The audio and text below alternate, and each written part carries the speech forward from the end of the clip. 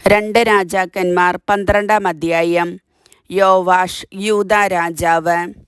യേഹൂവിൻ്റെ 7-ാം ഭരണവർഷം യോവാഷ് വാഴ്ച തുടങ്ങി. അവൻ ജെറുസലേമിൽ 40 വർഷം വാണു. ബേർശെബക്കാരി സിബിയ ആയിരുന്നു അവൻ്റെ മാതാവ്. പുരോഹിതൻ യഹോയാദായുടെ ശിക്ഷണത്താൽ യോവാഷ് കർത്താവിൻ്റെ മുൻപിൽ നീതിപൂർവം വർത്തിച്ചു.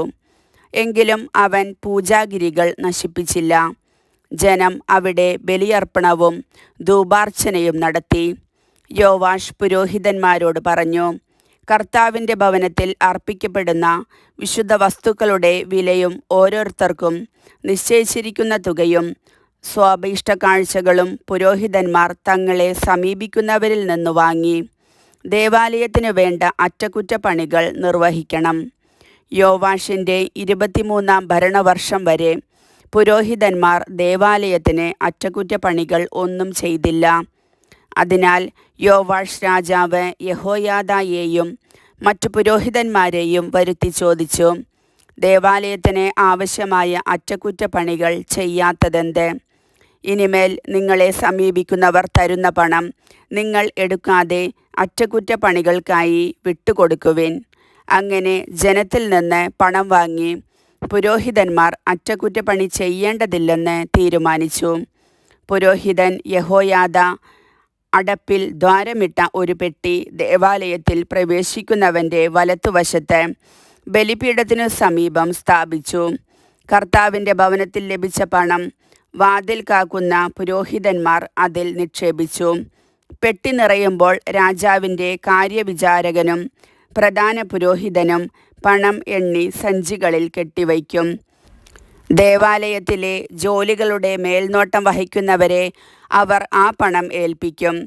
അവർ അതു കർത്താവിൻ്റെ ഭവനത്തിലെ മരപ്പണിക്കാർ, ദേവാലയ ശില്പികൾ, കൽപ്പണിക്കാർ, കല്ലുവെട്ടുകാർ എന്നിവർക്ക് കൂലി കൊടുക്കുന്നതിനും അറ്റകുറ്റപ്പണികൾക്കായി തടിയും ചെത്തിയെടുത്ത കല്ലും വാങ്ങുന്നതിനും മറ്റു ചെലവുകൾക്കുമായി വിനിയോഗിച്ചു.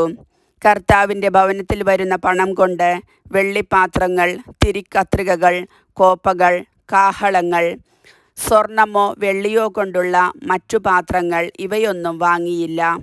കർത്താവിൻ്റെ ഭവനത്തിലെ അറ്റകുറ്റപ്പണി ചെയ്യുന്നവർക്ക് അത് നൽകി. ജോലിക്കാർക്കുള്ള പണം ഏറ്റുവാങ്ങിയവർ കണക്ക് കൊടുക്കേണ്ടിയിരുന്നില്ല. വിശ്വസ്തയോടെയാണ് അവർ പണം ചെലവാക്കിയത്. പ്രായശ്ചിത്ത ബലിയായും പാപപരിഹാര ബലിയായും ലഭിച്ച പണം ദേവാലയത്തിൽ നിക്ഷേപിച്ചില്ല. അത് പുരോഹിതന്മാർക്കുള്ളതായിരുന്നു.